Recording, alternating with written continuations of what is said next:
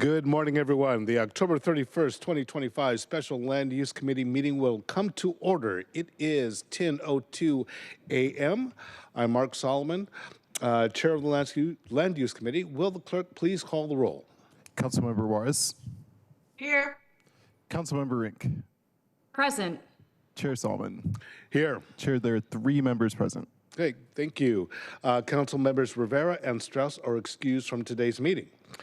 If there is no objection, the agenda will be adopted. Hearing none, the agenda is adopted. I want to thank you all very much for coming to this spooktacular Halloween Friday Special Land Use Committee meeting.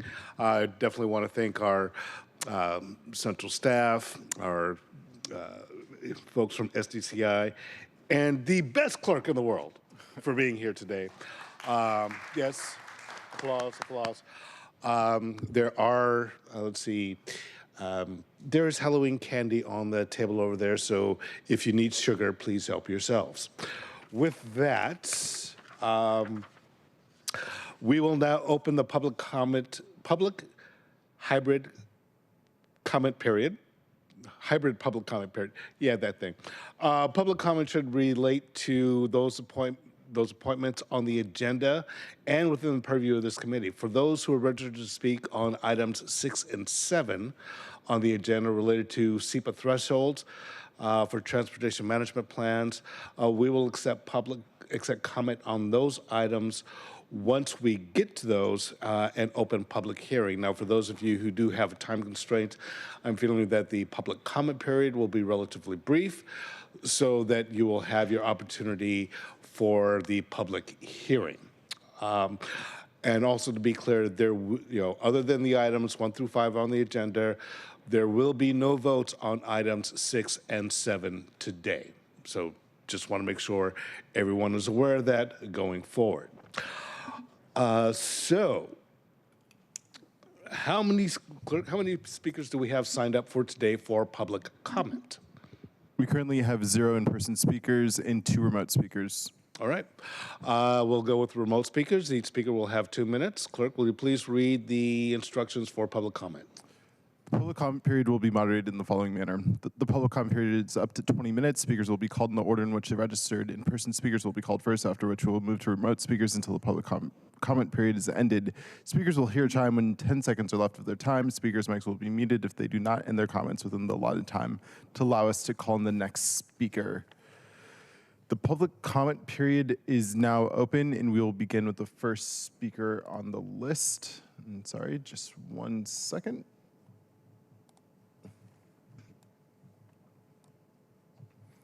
That person will be Toby Thaler. And just a reminder, this should relate to the appointments. If you wish to speak about the SEPA thresholds, please speak about it at the public hearing. Okay. All right, again, each person has 2 minutes, not 20 seconds. So please press *6 and begin when you're ready.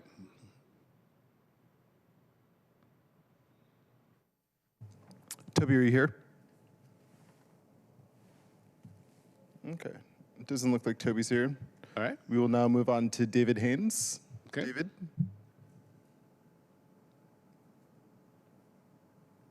And it doesn't look like David's here either. Oh, David Haynes just popped up. Okay. All right, David.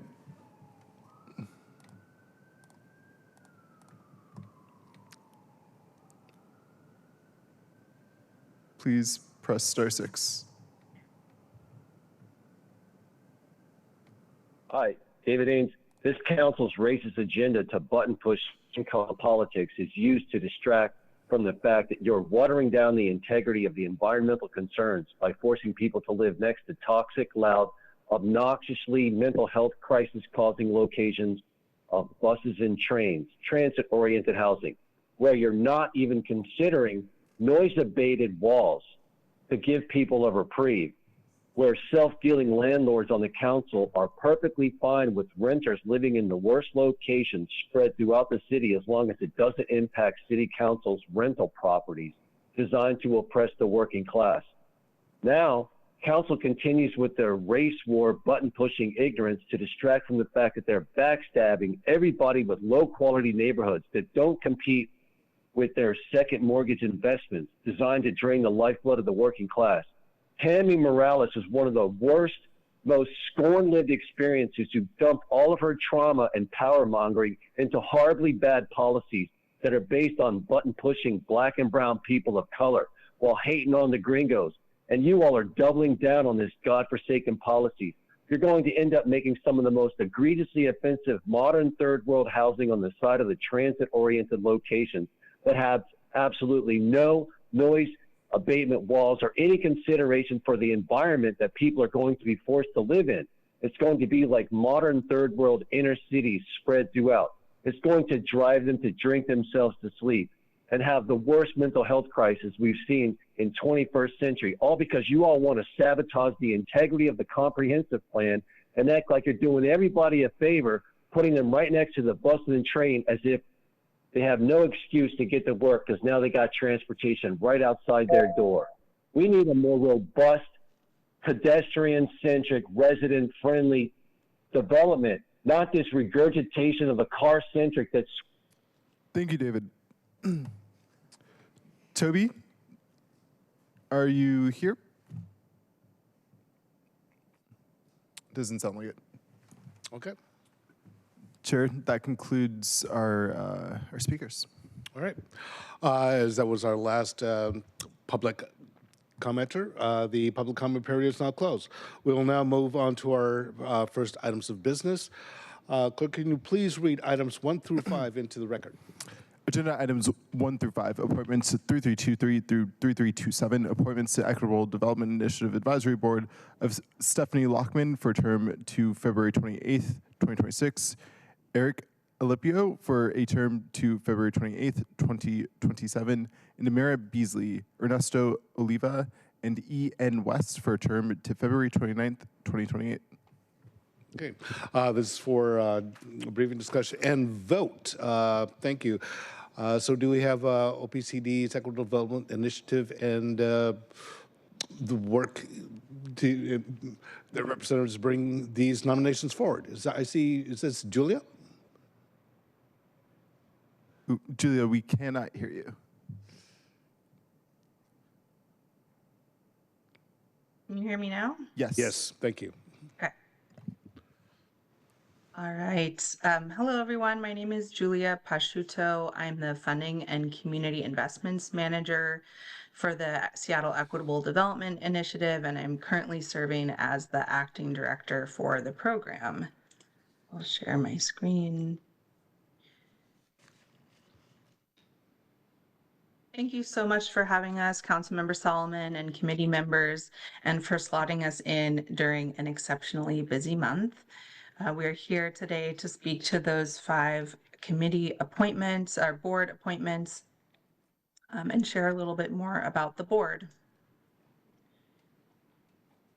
So the Equitable Development Initiative Advisory Board was established to advise and provide recommendations to the city in connection with its equitable development strategies and goals, provide guidance and recommendation for the allocation of funds, and promote access to opportunity for historically marginalized communities, including people of color, immigrant communities, LGBTQIA communities, and people with disabilities within Seattle.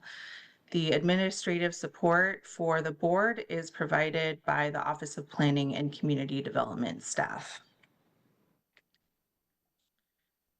The EDI Advisory Board has 13 members pursuant to Ordinance 126173. All members are subject to City of Seattle confirmation. The EDI Advisory Board terms are 3 years and they are staggered, so we don't have everybody coming on and off at the same time. And no member shall serve more than 2 consecutive terms. One unique thing about the EDI Advisory Board is how the original appointments are made. So 3 of them are made by City Council, 3 of them are appointed by the mayor, and 7 of them are appointed by the advisory board themselves to retain a sense of ownership by the board and the community and serve as accountability for the program. We currently have 5 vacancies. 2 positions 1 and 2 are mayor's office appointments, and position 4 and 6 are council appointments. Position 7 is a board appointment. And you can see that 3 of the positions were vacated due to the term being complete. And the 2 additional ones were vacated due to the capacity of the participants at that time. And all 5 of these positions will have an opportunity to renew for a second term of 3 years from the term expiration date. We're sharing here the bios for the appointed, the folks who have been recommended for appointment. The first person, and I'm not going to read every single thing about them, but the first person is Stephanie Lockman, who is being recommended for position 2. Stephanie is a loan officer at the People's Solar Energy Fund, a member-directed nonprofit organization that supports community groups with affordable financing, capacity building, and technical assistance to advance community accountable clean energy projects. And prior to her work at the People's Solar Energy Fund, Stephanie was a small business lender. And just brings a wealth of knowledge to the advisory board. The second person is Amira Beasley, who's being recommended for position 1. Amira is a capital project manager with the King County Wastewater Treatment Division, where she leads large-scale infrastructure projects centered on equity, sustainability, and community impact. And prior to her current role, Amira managed contracts at the Port of Seattle for equity-focused initiatives. So somebody who will bring experience with capital projects and public funding. The third person is Ernesto Oliva, who's being recommended for position 4.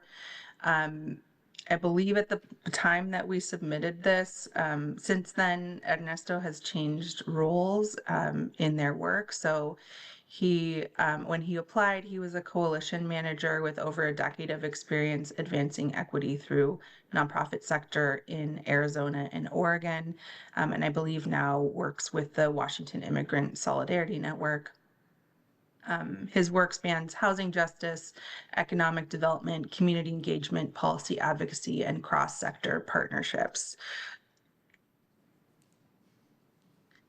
And then E.N. West is being recommended for position 7. Proudly hails from the DC metro area by way of Alexandria, Virginia. Ian deeply believes that we are uninhibited when we know our power and is committed to co-creating in a world. And I got cut off there. Ian is a proud South End resident and loves living in Columbia City with their partner, currently enrolled in barber school with a dream of using hair work as care work in mutual aid efforts around the city. And they have been instrumental in working with faith institutions who are working to develop affordable housing and their vacant land. And then the last person is Eric Alipio, who is being recommended for position 6. Eric is a Navajo and Filipino graduate student pursuing a Master of Landscape Architecture at the University of Washington.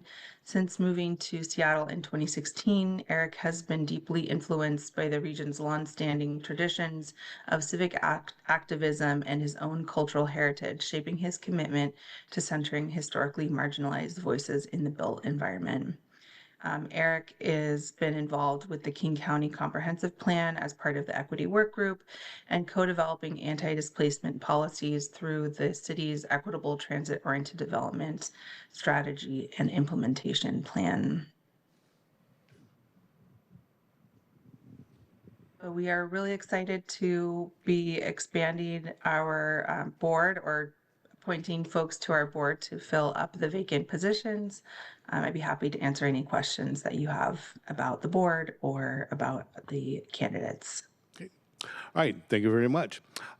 Colleagues, fellow committee members, any questions or comments for our presenter regarding these appointees?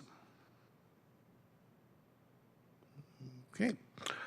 All right, seeing none, I move the committee recommend the confirmation of appointments 3323 through 3327. Is there a second? Second. All right, it has been moved. Okay, it has been moved and seconded. Any further comments from the committee? Hearing none, will the clerk please call the roll? Councilmember Juarez. Aye. Councilmember Rink. Yes. Chair Solomon. Aye. Chair, there are 3 votes in favor and 0 opposed. Great. The committee recommendation to confirm appointments 3323 through 3327 will be sent to the November 12th City Council meeting. Thank you very much. All right.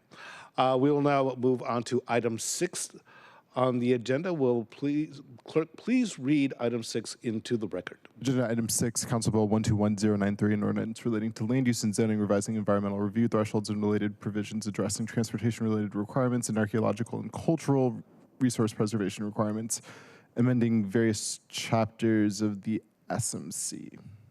All right, great. Again, this item is for a briefing, discussion, and a public hearing.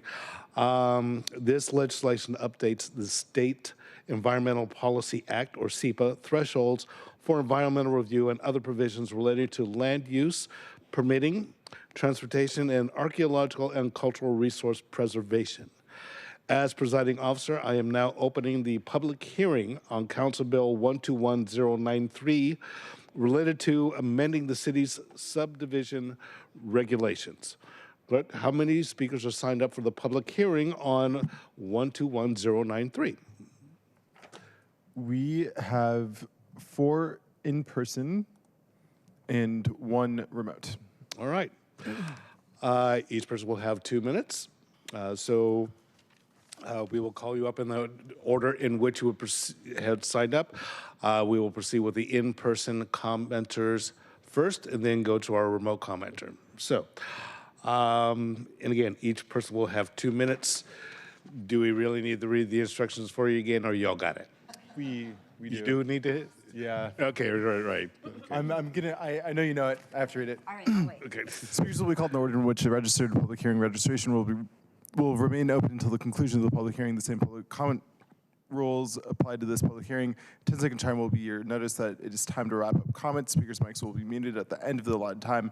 Public comment related to Council Bill 121093 is only being accepted at this public hearing. Speakers are asked to begin their comments by stating their name. Right. Okay, thank you. So, Great. please begin. Thank you. And thank you for helping us celebrate Halloween. Boo. Good morning. So I'm Sandy Shetler.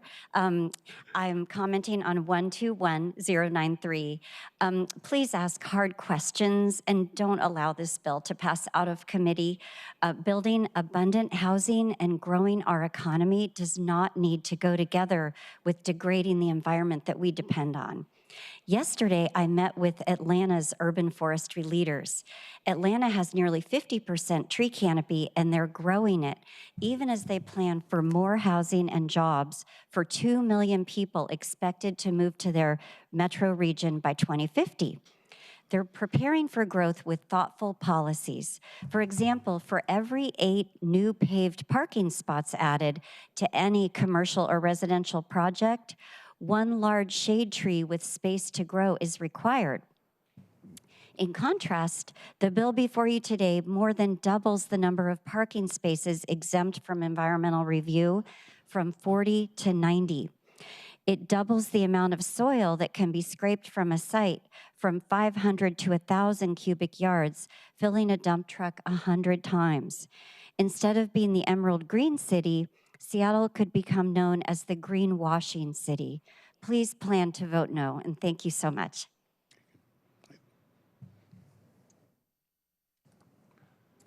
Next up, we have Dave Gloger. Of course. Thank you, Dave. Good morning, council members. My name is Dave Gloger, and I live in District 5. I have to say I'm shocked that Council Bill 121093 would consider the EIS for the One Seattle plan to be any kind of environmental standard. This EIS is already out of date. It was written before the number of housing units covered by the One Seattle plan was more than doubled, effectively rendering it invalid. Yet it's supposed to be the standard for the next 20 years. The EIS does not mention the killer whales of Puget Sound. How many more orca deaths do we need to read about, as we see in the paper, before we take some action? We are not the only intelligent beings on this planet, but ignoring the whales would indicate that we're not so intelligent. The EIS also states for Green Lake that there is no water quality impairment. However, the Washington State Department of Ecology states that Green Lake has a level 5 water quality impairment. This is due to harmful algae blooms, phosphorus in the water, and organic chemicals in fish tissues like pesticides and PCBs. How did the people that did the EIS miss this vital data when it's available on the website for a state agency? And the EIS also states that the current stormwater runoff into Seattle streams is resulting in 86% mortality of coho salmon. But it doesn't list any ways that we can increase the density, how by increasing the density will affect this. So how can we have an EIS that claims to be our standard, but it doesn't even say how to maintain our standards or improve our impacts on whales and fish? The other day there was a claim that Seattle was a progressive city, which does mean caring about the environment. Don't give our environmental protections away with Council Bill 121093 as it is currently written. Fix it so we can adjust our environmental reviews as times change. Thank you. Thank you. Thank you, Dave. Next up, we have Martha Brown. Hello, my name is Martha Brown, and I am a resident in District 4, and I'm here to comment on 121093, and I'm urging that the council not pass this without the following considerations. Providing analysis of application of SEPA for impervious surfaces increases. The comp plan did not adequately address this.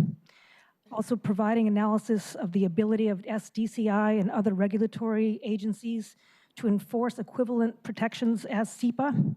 SDCI cannot enforce their current violations. Protecting public environmental input. Continue SEPA until other environmental regulations updates are completed to ensure adequate protections for orcas, salmon, water, humans, trees, and our green spaces. Consulting local tribes to develop an adequate EIS for culturally modified trees and stormwater impacts before removing SEPA review. Removing the 90 space parking lots and 330,000 square foot retail exemptions to align with RCW 4321C 2993. Restoring the 50% floor area housing backup from just one unit of housing in the proposed bill. Aligning the exemption threshold to the 120,000 housing units covered by the comp plan EIS, increasing the housing units after the EIS was completed and validates it. Thank you very much, and thanks for the Halloween candy. Thank you.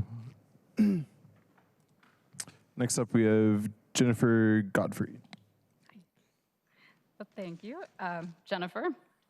So our 74 native critically endangered southern resident orca babies are dying at high rates. Scientists keep saying we need to try something massively different right away or they will go extinct.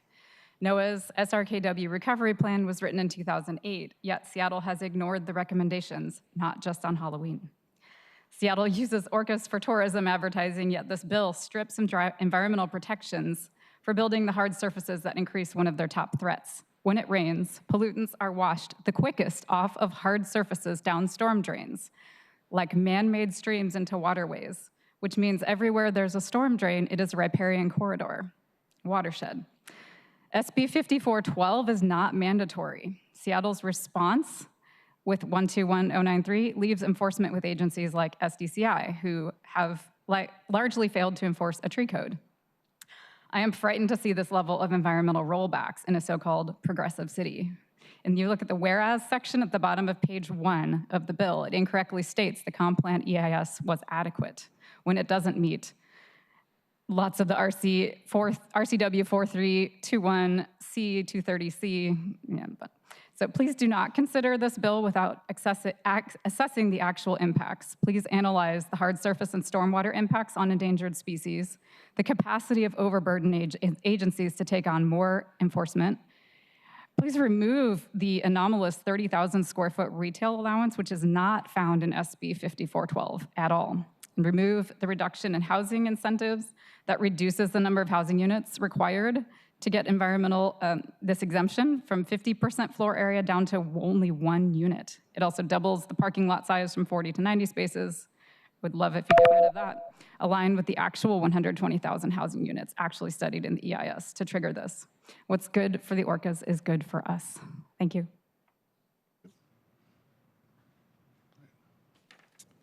That is our last in-person commenter. We do have one remote commenter, and that is Toby Thaler. Okay.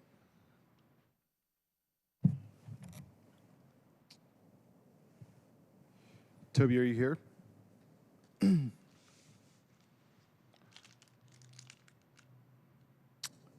Toby does not appear to be present. We will have a second public hearing after this presentation. Okay, good. And I'm going to exceed the chair's privilege to just ask, are any of you here for the public hearing regarding the second item, or item 7 on the agenda? Okay. All right, I just wanted to make sure that if you were here to offer commentary or during the public hearing for the second item on the agenda, that you had time to do so, given that some of you have some time constraints. So if you're not here to comment on that one, then we'll proceed with the presentation from our folks from SDCI regarding item 6 on the agenda. So please introduce yourselves for the record and begin when you are ready. Thank you, Chair Solomon. First, I'd like to thank you all for holding this during what I know is a very busy budget time. This chair in particular has done a marvelous job in managing all of the competing regulations, so we do want to say thank you for that. I'll introduce myself. I'm the policy director at SDCI. I work with my colleagues, who I'll let them introduce themselves. I just wanted to say a few brief things about SEPA, because although this is a relatively straightforward piece of legislation that is enacting stuff that we've been directed by the state to consider, it can be confusing. Just as a way of background, the original intent of SEPA was as a backstop to regulations. Since the 1970s, our local regulations have gotten increasingly complex, increasingly integrated with state law and federal law, and they have, over time, proven themselves to be the more adequate and effective way of regulating and mitigating environmental impacts, such that we see the need for SEPA over time has dropped down, as evidenced by the number of reviews that have been able to successfully pass permitting, very limited numbers of appeals. I can't remember the last time a SEPA decision was actually overturned. There have been some that have been remanded, and that's part of the process. But ultimately, the purpose of SEPA as a backstop has been something that has shifted, and as it's shifted to the need being at a higher threshold of development, SDCI is responding as the city was directed to consider by the state. So, in essence, this package is really to align us with not just a practice that we've been engaged in since 2023, when the state passed 5412, which really changed the exemption levels, but to right-size the regulations in our codes, or in our SEPA ordinance, with an understanding that our codes are voluminous and adequate to address most environmental impacts, and that SEPA is needed less and less. So with that, I'll turn to my colleagues and let them speak. Hi, I'm Gordon Clowers with SDCI. Sharing the presentation. There it is.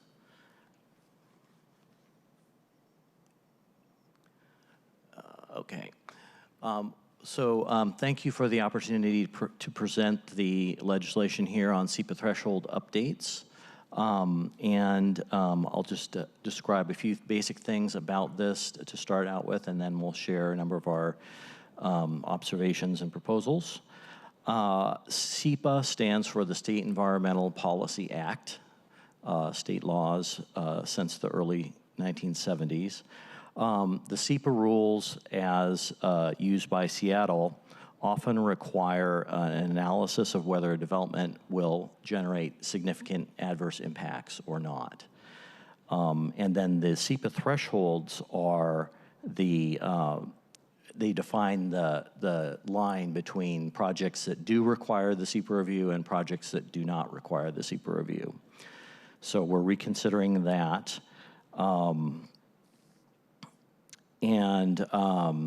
As David has said, the state or the range of city laws that have been added to over the past 40 years have helped to cover a lot of the bases for environmental impact protection, things like the Environmental Critical Areas Ordinance and so on, such that we have less reliance on SEPA review than we have had in the past. So,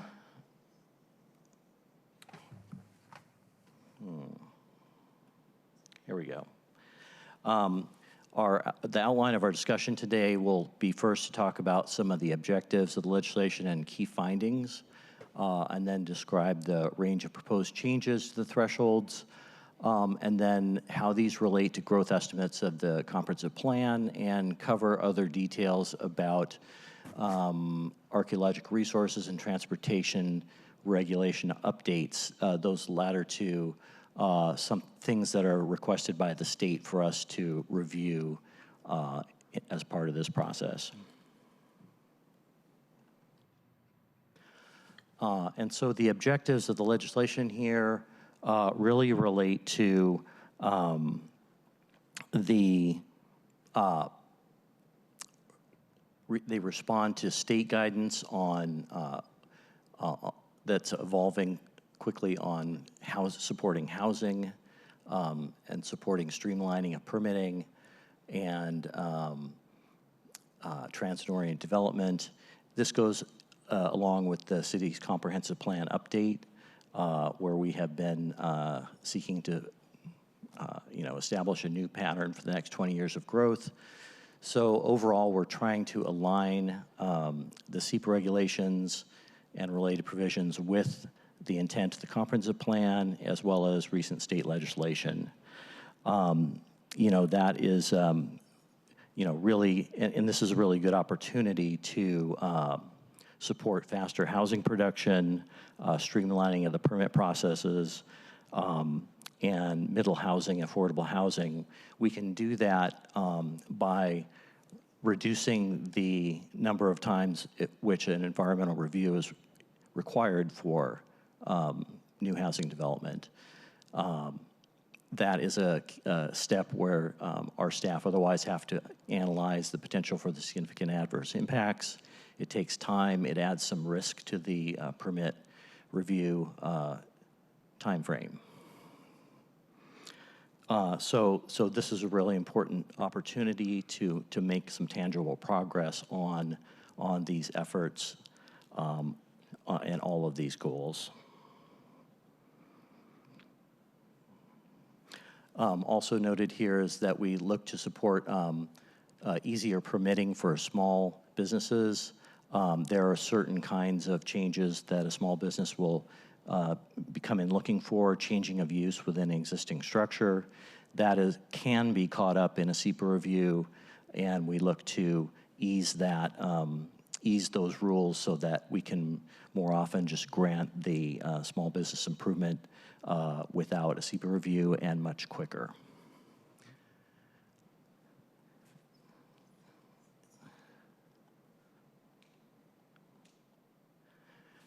So the big concept here for our changes is to address the residential development, support residential development with easier permitting, and to relate it to the citywide perspective, citywide approach to comprehensive planning that we are pursuing now, and to reorient the SEPA thresholds from being on a center by center or urban village by urban village basis to being set at citywide levels that apply citywide for both residential and commercial uses. And along with that, we would be able to monitor growth over the time that comprehensive plan is in effect and gauge how much growth has happened, and that will inform the citywide application of the higher SEPA thresholds. The big move that we're making here is to propose that all development that includes residential uses, including mixed-use development, would be exempt from SEPA review as long as the city is still growing, has not met the citywide growth target. So that is a change from our current system that has had zone by zone or center by center defined thresholds. And we would also be updating the non-residential use thresholds to the highest levels that are accommodated by the state. Those are in the state laws called the WAC, the SEPA rules that allow us to raise the thresholds higher than they are today in the city of Seattle up to a certain level, and we're proposing to go to the highest levels. And just as an overview here, mentioning again that we're looking at certain topics related to archaeological resources, bringing those up to match state law, and also updating certain transportation-related code items. So the particulars on the non-residential SEPA thresholds are to have a maximum SEPA threshold of 30,000 square feet for retail uses. Below that size, we would not need SEPA review, but above that size, we would. And for other non-retail, non-residential uses, such as industrial uses or so on, that limit would go up to 65,000 square feet. And other listed changes here are ones that the state also had raised in the past to higher maximums than we currently have. So a standalone parking lot being raised, I believe it was from 50 to 90 spaces, not needing SEPA review, and the other adjusting of grading regs, grading minimums and so on.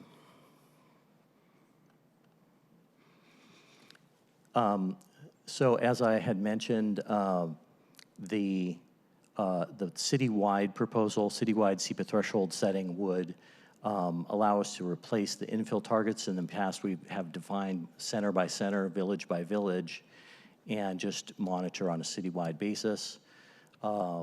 If we do meet the citywide growth targets within the next 20 years, at that point, we would need to fall back to a lower SEPA review level. 200 dwelling units, for example, we have had in downtown and other major urban centers under the past comp plan. So that is a level at which we are exempting SEPA review altogether in downtown up until recently, and we had been seeing not a lot of SEPA mitigation being imposed on development up to that size.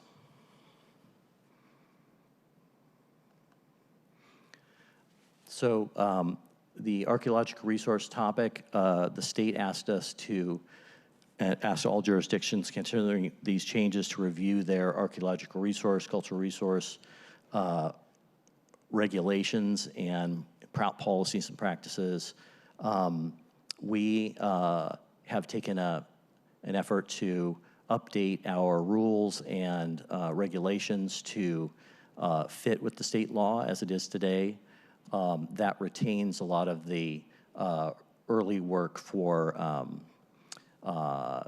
assessing whether there are cultural resources or archaeological resources likely to be present in an area, And also for grading permits, in particular, if they're occurring in certain areas, we've added a little bit more information to explore that topic if they're in those areas. And state law applies today, and it still would with stop work orders and things of that nature if cultural resources, archaeological resources are found on a given site. If we suspect those are present as well, we can have more upfront pre-grading sorts of investigations. So the area that we have added those protections to is called the meander line buffer area. This is the most interesting part of the meander line buffer map, but primarily in the Duwamish River vicinity here, or Sodo and West Marginal Way, East Marginal Way. It shows, the area in purple shows the prior course of the Duwamish River, and we know that there was a lot of occupation by Duwamish indigenous people in the past along the Duwamish River. So these are areas that have some elevated potential for these resources, and the proposed grading regulation enhancements would allow for that to be considered if a project comes along in those areas. I can pause here and see if you have any questions about what I've covered so far. Actually, Mr. Chair, I do have a question. Yes, Councilmember Juarez. Thank you, Chair. Just briefly on the, first of all, you got to put page numbers on your slides, Guy. Because drives me crazy when I can't figure out where we're at. So going back to the archaeological protection and then this piece and the Duwamish and some other issues that we've had with culturally modified trees, etc. So does the city code currently have tribal notification and discussion? Because I know SEPA does, obviously, or the state law under the state, or Allison Brooks, her office for the state. So is the city, do they currently have that, and is that in the works? We do have that practice, and it's something that we're looking to reinforce and make sure that we are, doing it more completely. As I understand it as well, yes, we do contact the state, Allison Brooks, at the Department of, Archaeological Historic Preservation. Yeah. The people engaged in that research work can tap a number of literature sources as well as knowledge from that department or any other, contacts with tribes and so on that should be happening as appropriate. So as you work with the city attorney's office and you track with the state law, I think we have to have the language there for tribal notification and consultation, because that's required under federal and state law. And I know you'll look at the state. It isn't enough to just look at the historic and literature, because the people that write that, it's not really their history. It's a different narrative. And we've come up against this many times. We have to take the perspective from, and the tribes all have archaeological and cultural resource officers. Every Yes. tribe I know in the Sound has cultural resource officers. So I'm hoping when you work with the city attorney's office and you track with the state law, which is pretty good, because they track with the federal law. Right. And we know that we have Muckleshoot, Suquamish, Snoqualmie, we've got all kinds of tribal folk and obviously indigenous cultures and cultural resource officers. So I'm sure this is obviously going to come back at some point for a vote.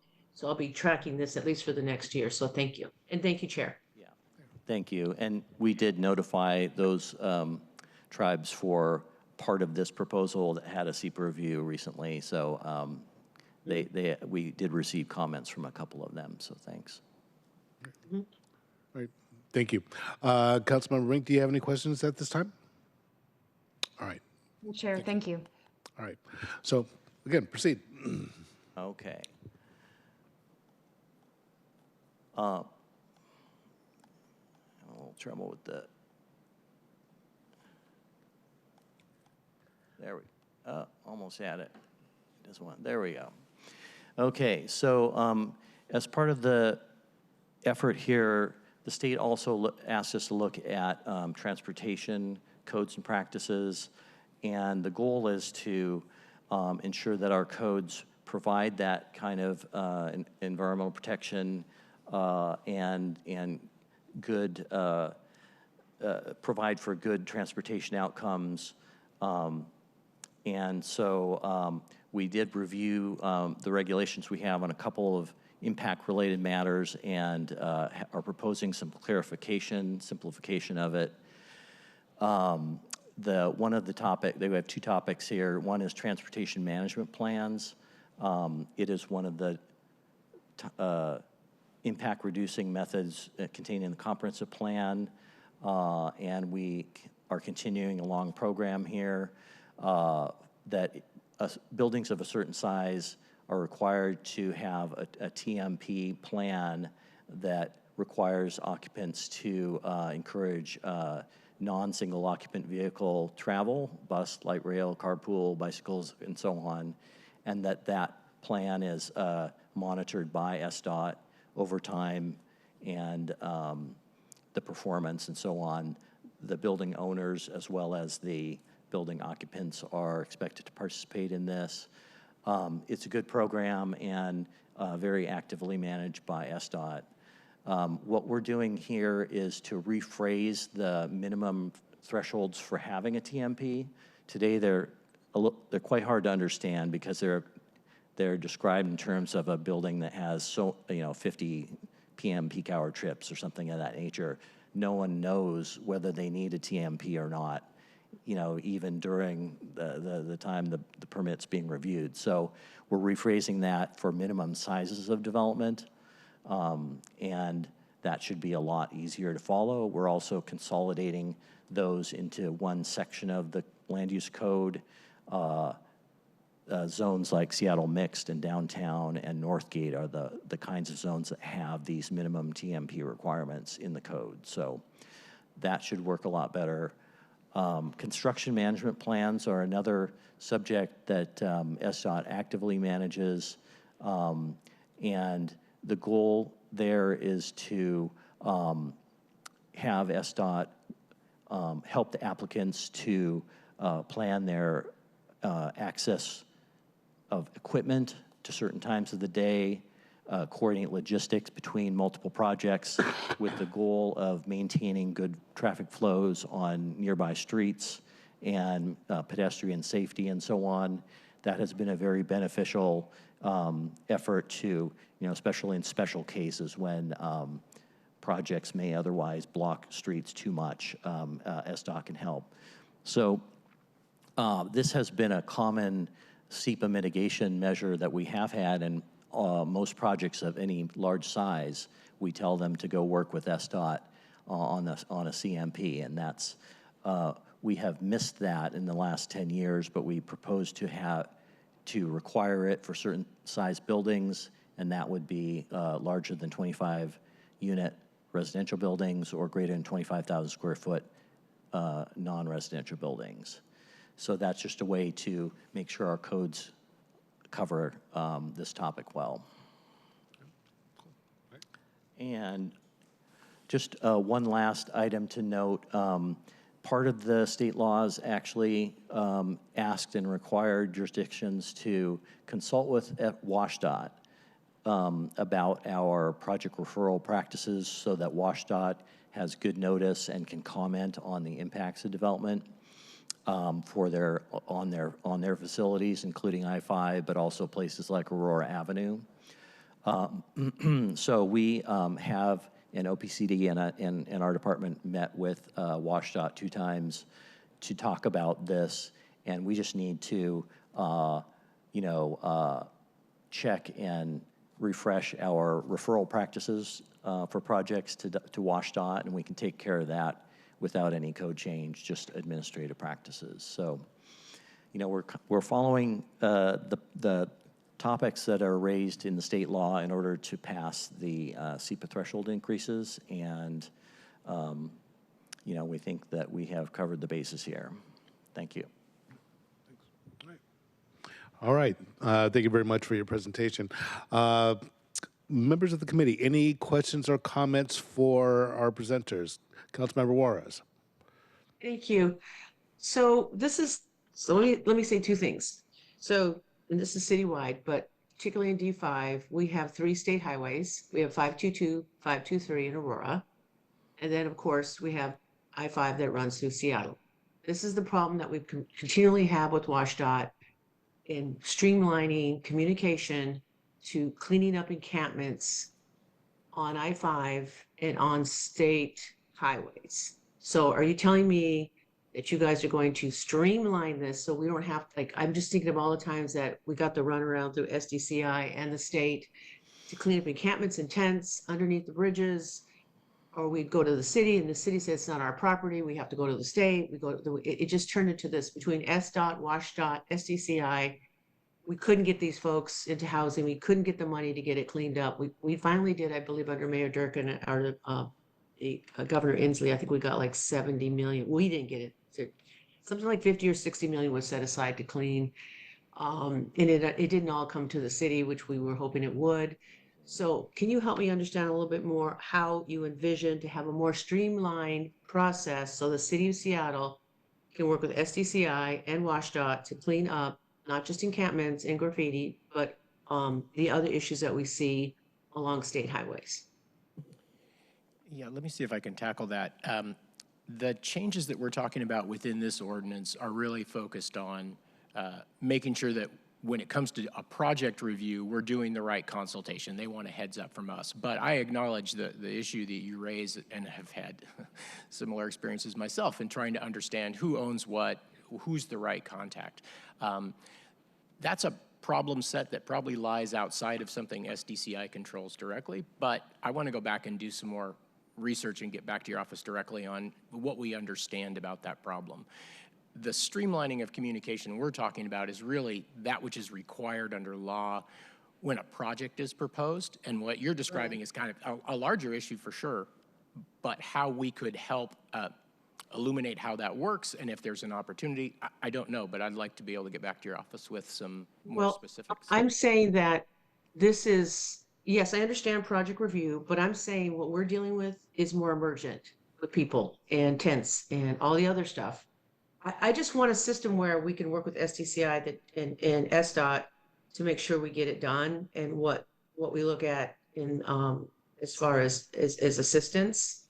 So this is where I get a little frustrated, the silo effect. I want SDCI to be working with SDOT and WashDOT. I would love one person to walk us through with constituents and groups who house our homeless neighbors, how we get that and how we clean those things up, instead of just hearing that's state property and we only do stuff when it comes to projects. I think that's what my frustration is. So thank you. Thank you, Chair. Okay, yeah. Thank you, Councilmember Juarez. And, the point is well taken, and, maybe it's a discussion outside of this, but I've heard, do you know what this is? This is the Seattle Salute, right? It's somebody else's issue to deal with. And, so often we get that, and I know I've dealt with this before, TC Greenbelt, oh, no, that's Parks. Oh, no, that's WashDOT. No, oh, that's SDOT. Oh, that's privately owned. We just want it taken care of, right? So again, probably a discussion outside of this committee, but definitely an important one. I appreciate Councilmember Juarez for bringing that up. Councilmember Rink. Thank you, Chair. And I wanted to build on this discussion, one, to emphasize the point of the importance of cooperation between different governmental entities within our own, within City of Seattle, but also across different governments, while also adding to a bit of the discussion just about specifically encampment resolution on state right-of-ways, just to, if I may, fill in some of the blanks my colleague, Councilmember Juarez, has just specifically on how that work has been going and where we've hit kind of a standstill. Under Governor Inslee, he established the State Right-of-Way Initiative, and KCRHA applied for that money and secured it, and the program has been operated through PDA and LEAD, and there were a number of successful encampment resolutions on state right-of-ways that run through Seattle, and I know a lot of good partnership had gone into working with different departments within the city. And KCRHA, I think the most poignant example from the program is the clearing of the Dearborn encampment, and just the major change, of course, that came with that. What I wanted to make sure just to add to the discussion in committee today, there was a cut to the program. This was a state-funded program, and I joined a number of leaders, county, city, to try and push for the state legislature to fully fund the program so we can continue to clear encampments in state right-of-ways. We were not successful in that effort. So right now there was no new money this year to do additional encampment resolutions, but rather just enough money to keep folks who have been housed through that program remain housed. And so as we're taking up the state legislative agenda this year, we'd love partnership to see how we can restore funding for that program. But again, want to hone in on this point that would love to see more cooperation between different governments in this area, particularly on this matter. Thank you for indulging me, Chair. I just wanted to add to the conversation and fill in some of the blanks here as it relates to encampment resolution on state right-of-way. Okay. Thank you, Councilmember Ring. So again, for our SDCI representatives, anything further you want to add regarding the SEPA threshold legislation that we need to know about? I can't think of anything that you haven't already sort of gotten a full rundown on. Again, I would just reiterate that for the most part, the perspective that I was trying to bring at the beginning, that this is really right-sizing something that we've had to recognize over time. Our regulations are the better place. The TMP example that Gordon referred to is really, this is a better way with stronger enforcement when it's nested in the code rather than relying on a backstop process that sometimes applies and relies on an appeal. So we're hopeful that that this can move forward. So thank you for your time today. Okay, well, thank you. Appreciate your time. And again, this was purpose of this presentation is for our information, for briefing and discussion, having the public hearing about that. No vote is going to be taken at this time. The vote on this legislation will happen under my successor's watch. So we'll just say it that way. Thank you very much. Moving on, clerk, please read item 7 into the agenda. Agenda item 7, information item, SEPA threshold exemption transportation management plan legislation. Okay. So this legislation will work alongside with Council Bill 121093 and consists of code amendments related to transportation impact analysis, transportation management programs, and construction management plan topics. As presiding officer, I am now opening the public hearing on SEPA threshold exemption transportation management plan legislation. Clerk, how many speakers are signed up for this public hearing? We have 1 in person and 1 remote. All right. Each speaker will get 2 minutes. Clerk, can you please read the instructions regarding public comment? Speakers will be called in the order registered. The public hearing registration will remain open until the conclusion of this public hearing. The same public comment rules apply to this public hearing. A 10-second chime will be your notice that it is time to wrap up comments. Speakers' mics will be muted at the end of the allotted time. Public comment related to the SEPA threshold exemption transportation management plan legislation is only being accepted at this public hearing. Speakers are asked to begin their comments by stating their name. We will start with the in-person speaker, and that is Chilimboy. Every person that Yeah, get close to the mic, either one. is better.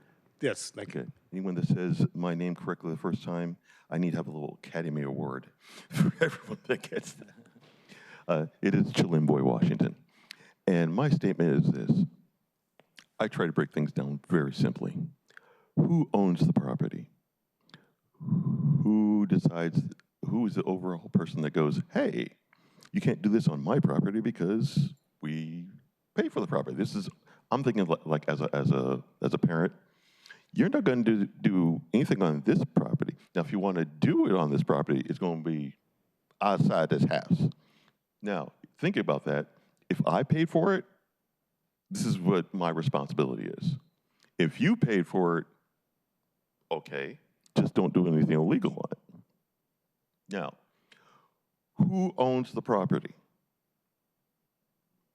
Who's responsible for running the property?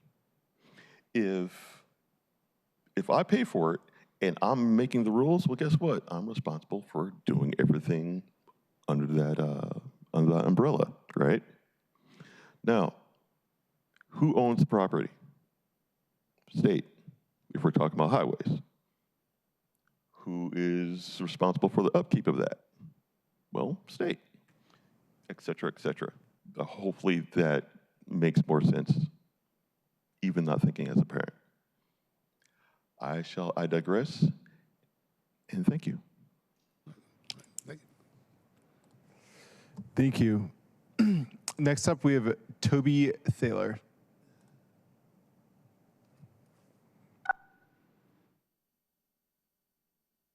Hello, excuse me. Hello, can you hear me? Yes. All right, Toby Thaler. I am a long experienced person with SEPA and its application. It is my opinion that the city's SEPA reviews of GMA and the relationship require actions that the city has been largely ineffective. The city SEPA reviews are flawed in three major ways. One, proposals don't adequately put non-project actions in the proper framework. Implement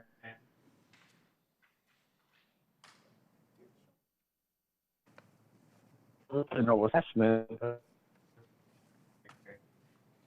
measures is ever conducted. Two, the likely significant adverse impacts are often inadequately assessed. Three, without adequate monitoring of the successes and failures of past mitigation measures, it is impossible for the city to enact and implement effective mitigation measures going forward. There is a solution. I recommend that you use your power in the budget process to adopt a statement of legislative intent, a SLI, to direct the law department to work with the executive to conduct a thorough review of the city's SEPA and GMA compliance processes and propose administrative and procedural improvements. Under the current structure, there is far too much regulatory capture by economic interests. Please fix the city's SEPA process. Thank you very much. Thank you, Toby. That concludes our speakers. Okay.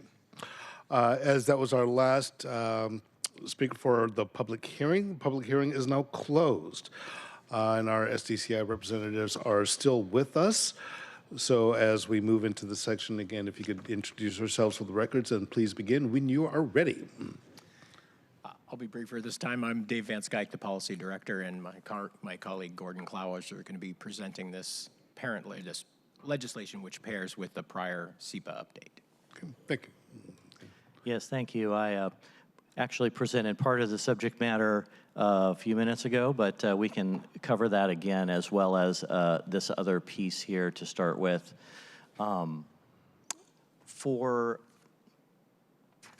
In relation to setting the SEPA thresholds, one of the tasks indicated by the state is to take stock of whether there could be impacts that occur for the exempted range of projects. So a smaller project, does it still warrant having an impact analysis of any kind? Well, 10 years ago, if not more, we introduced the concept of a non-SEPA transportation impact study that would cover, that would be required for projects of a certain size that might have some local traffic impacts and should be studied. We have, I think that's been fairly rarely required because the project sizes are not happening that much and where it's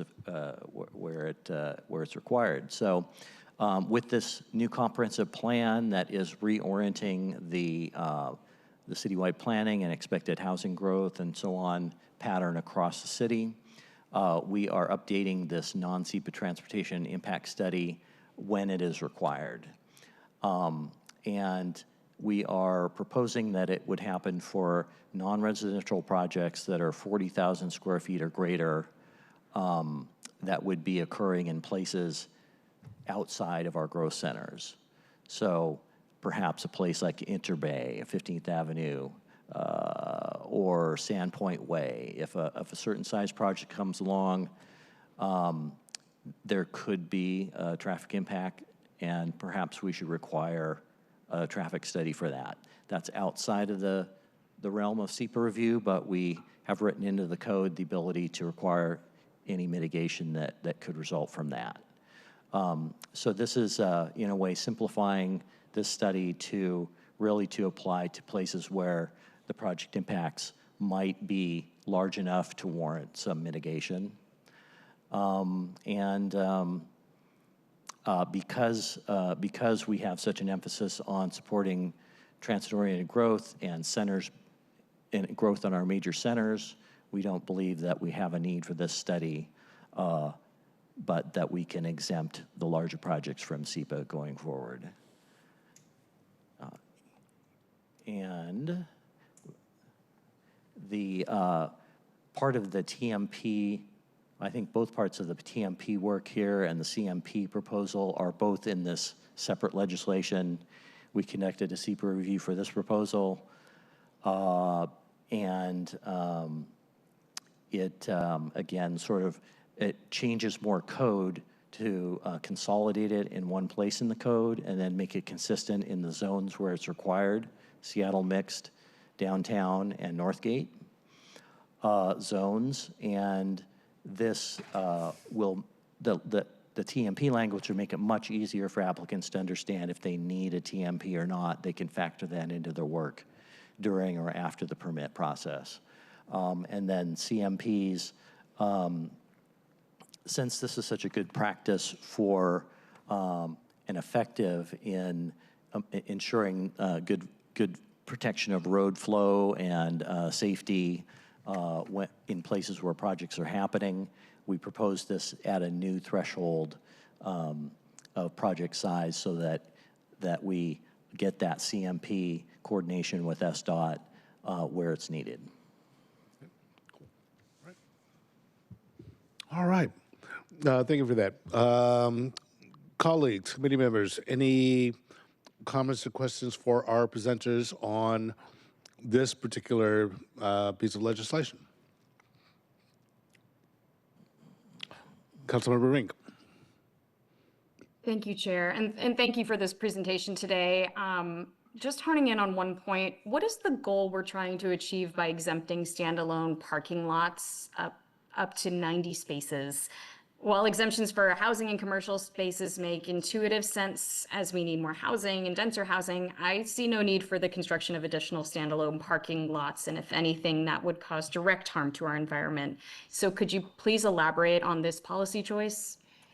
Yeah, I can speak to that. The shift in the number from 40 to 90 represents sort of the highest number that the state considered reasonable for triggering SEPA for parking.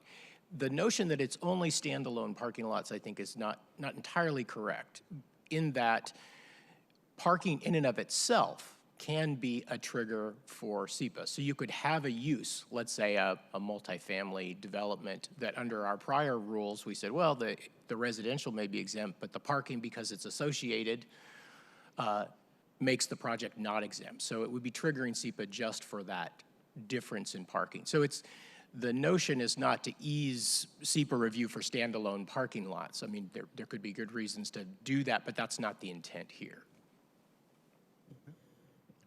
Okay. I might have some follow-up on this point, but thank you for that answer. And those are all the questions I have right now, Chair. Thank you. All right, thank you for Councilmember Rink. Councilmember Royce, any questions or comments from you? I am good. Thank you, Chair. All right, thank you very much. Okay, I don't have any comments or questions for you all either. So, fly, be free. So I do thank you very much for your time today and for the information. Again, this item is not up for a vote today. The vote will be taken at a later time, probably before the end of the year. That depends on the incoming land use chair. So again, thank you very much for your time here and for your presentation. We've reached the end of our agenda. Is there any further business to come before this committee before we adjourn? Councilmember Rink. There we are. Chair, I wanted to take a personal point of privilege since I believe today is your last time chairing Land Use Committee. I wanted to thank you for your chairmanship, and Thaddeus also, our clerk of the committee. Thank you both for your work. Under your leadership and support, I think we've advanced really important legislation. You've certainly guided us through spicy policy debates, and so I want to thank you for your hard work, for your partnership, and your service to the body. You are so appreciated. Thank you. Thank you very much. I very much appreciate that. Yes, this is the last committee I will be chairing, at least for now. Yeah, I don't think it is. I think you got a few more left in you. I don't think you're done. I'm not buying it, so. Well, thank you, Councilmember Report.